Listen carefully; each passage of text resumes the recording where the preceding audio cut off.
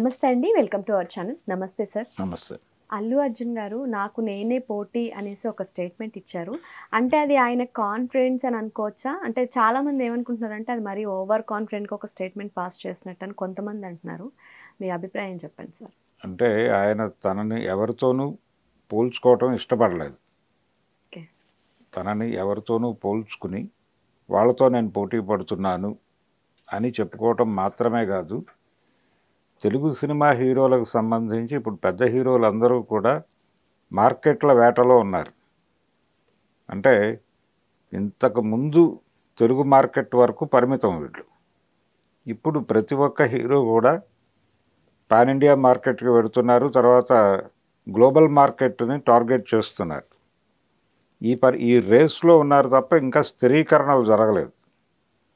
ప్రభాస్ ఒక్కడే స్థిరీకరణ పొందాడు, ఇది పాన్ ఇండియా మార్కెట్లో కనీసం. మిగిలిన వాళ్ళందరూ ప్లేస్మెంట్ కోసం వెతుక్కుంటున్న వాళ్ళే. అందుకని ఇక్కడ పోటీ అనే ప్రసక్తే లేదు. అందుకని కూడా ఆ కాంటెక్స్ట్లో కూడా ఆయన నేను అంటే ఎవరితోనూ పోటీ లేదు అన్న టైప్లో చెప్పాడు ఆయన. నాతో నేనే పోటీ అంటే నేను ఈ రేస్లో నిలబడగలనా లేదా అనేది చెక్ చేసుకుంటున్నాను అనే టోన్లో తీసుకోవాలి దాన్ని. అంతే తప్ప ఎవరికో ఛాలెంజ్గా కాదు. ఎవరి పేరు ప్రస్తావించలేదు ఆయన. నేను ఈ రేస్లో పాల్గొనగలిగే పాత్రలు చేస్తున్నానా లేదా, ఆ రేంజ్ సినిమాలు చేస్తున్నానా లేదా, ఆ రేంజ్ నటన కనబరుస్తున్నానా లేదా అనేది నాతో నేనే పోటీ పడతాను. అంటే నాకు నేనే పోటీ, నాతో నాకే పోటీ అని ఒక డైలాగ్ ఉంది, ఓ సినిమా డైలాగు. అంటే నాతో పోటీ పడటం అంత ఈజీ కాదు అనేది ఒక అవతల వాళ్ళకి వార్నింగ్గా కూడా అనుకోవచ్చు దీన్ని. అయితే ఇప్పుడు ప్రచారం జరుగుతోంది, ఎక్కువ వార్నింగ్గా తీసుకుంటున్నారు దీన్ని. ఈ వార్నింగ్గా తీసుకోవటానికి ఒక నేపథ్యం ఉంది. ఆ నేపథ్యం ఏమిటి అంటే రామ్ చరణ్కి ఇతనికి ఒక పోటీ ఉంది అనేది ఒక ఎస్టాబ్లిష్డ్ మెగా ఫ్యాన్స్కి, అలాగే బన్నీ ఫ్యాన్స్కి, అల్లు ఫ్యాన్స్కి మధ్య ఒక వార్ నడుస్తోంది అనేటువంటి ఒక వార్త ఉంది ప్రపంచంలో. అయితే ఇది వార్గా నేను అనుకోవడం లేదు. ఎందుకంటే వాళ్ళిద్దరూ ఒకే ఏరియాలో ఉన్నారు.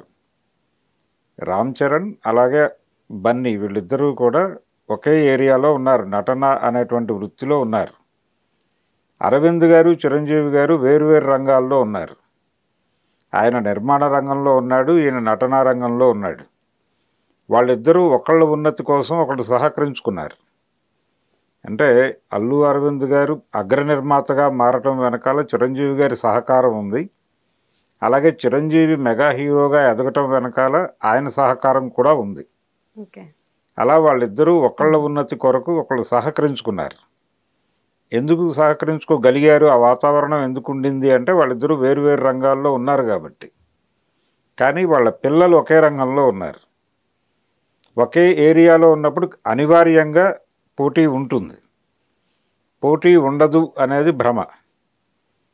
కాబట్టి ఆ రేస్ ఉంది, ఆ రేస్లో ఉన్నారు వాళ్ళు. అందుకని ఆయన కంపారిజన్ లేకుండా చాలా తెలివిగా ఆ మాట అన్నాడు.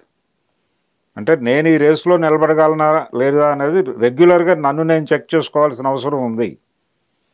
ఇప్పుడు పరిస్థితి ఎలా ఉందంటే ఎవరికి స్థిరీకరణ రాలేదు మార్కెట్లో అని ఎందుకు చెప్తున్నానంటే, మొన్న ఎన్టీఆర్ సినిమా, మొన్న దేవర సినిమా ఎంత కలెక్ట్ చేయగలిగింది? 500 కోట్లు దాకా వచ్చింది అది. అంటే ఒక రకంగా హిందీ మార్కెట్ ఓపెన్ కాలేదు సీరియస్గా ఆ సినిమాకి. హిందీ మార్కెట్ నుంచి గనక ఆ సినిమాకి ప్రాపర్ స్పందన ఉండుంటే అది డెఫినెట్గా 700 దాకా వెళ్ళుండేది. కనీసం 700 to 800 దాకా మార్క్ చేయగలిగి ఉండేది. కానీ చేయలేకపోయింది. ఆ లిమిటేషన్ చూడాలి దానికి. ప్రభాస్ సినిమా బాగాలేదు, డివైడ్ టాక్ వచ్చినప్పటికీ సలార్ సినిమాకి కూడా 700 మార్క్ క్రాస్ చేశారు వాళ్ళు. అలాగే కల్కి కూడా వెళ్ళింది అక్కడ దాకా. అయితే అతను ఒక మార్క్ సెట్ చేసుకున్నాడు ఆల్రెడీ. ఏది 1500 కోట్లతో బాహుబలి 2 ఉంది ఇంకా నెంబర్ 1 పొజిషన్లోనే.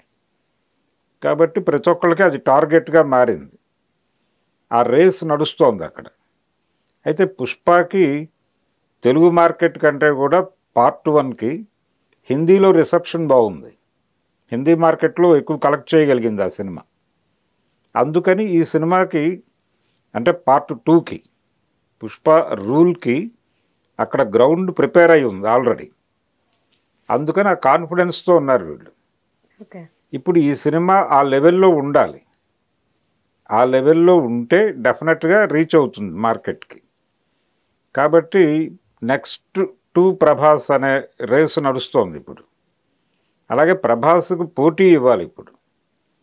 ప్రభాస్కు పోటీ ఇవ్వాలి. ఇప్పుడు పాన్ ఇండియా మార్కెట్లో తెలుగు మార్కెట్ నుంచి వెళ్ళినటువంటి హీరోల్లో అగ్రస్థానం కోసం ఒక పోటీ జరుగుతోంది.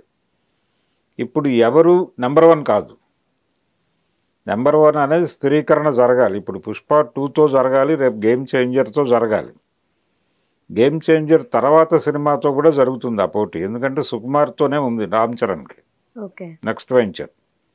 సో ఈ రేస్ నడుస్తోంది కాబట్టి ఆయన చాలా కాన్ఫిడెంట్గా నాకు నేనే పోటీ, నాతో నాకే పోటీ, నేను ఎవరికి నేను పోటీ కాదు, నాకెవరు పోటీ కాదు అని చెప్పాడు. అలా పాజిటివ్గా తీసుకోవాలి తప్ప ఏదో నెగిటివ్ టోన్లోకి తీసుకెళ్ళి వాళ్ళ మధ్య ఘర్షణలు ఉన్నాయి. నిజానికి అది ఘర్షణ కాదు. కానీ ఎందుకు ఘర్షణ కాదు అంటున్నానంటే ఘర్షణ ఉండుంటే ఆయన అంటే ఒక పొలిటికల్ స్టేట్మెంట్ ఇచ్చాడు ఆ మధ్య ఎలక్షన్ టైంలో.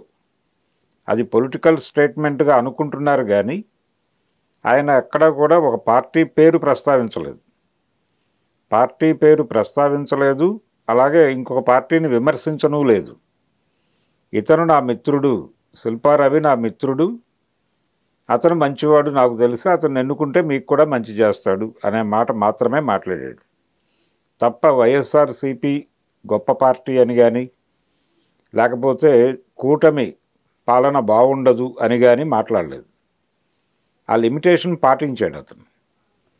అలాగే అరవింద్ గారు పిఠాపురం వెళ్ళాడు. అప్పుడు ఎన్నికలు అయిపోయిన తర్వాత పవన్ కళ్యాణ్ మంత్రి అయిన తర్వాత, ఉప ముఖ్యమంత్రి అయిన తర్వాత అరవింద్ గారు తెలుగు నిర్మాతలు అందరితోనూ కలిసి ఆయన్ని కలిశారు. కలిసి బయటకు వచ్చి మీడియాతో మాట్లాడింది కూడా అరవింద్ గారే.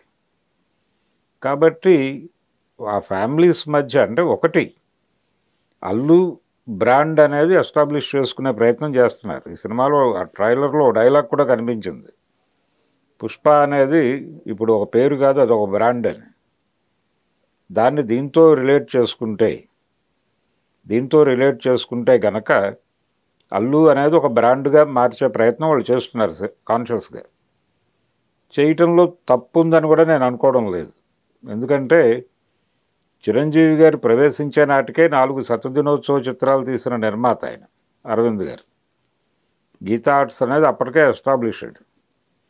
దేవుడే దిగి వస్తే, బంట్రోతు భార్య, బంగారు పథకం, గౌరవం అనే 4 సినిమాలు వాళ్ళు 100 రోజులు ఆడేసిన సినిమాలకు ప్రొడ్యూసర్ ఆయన.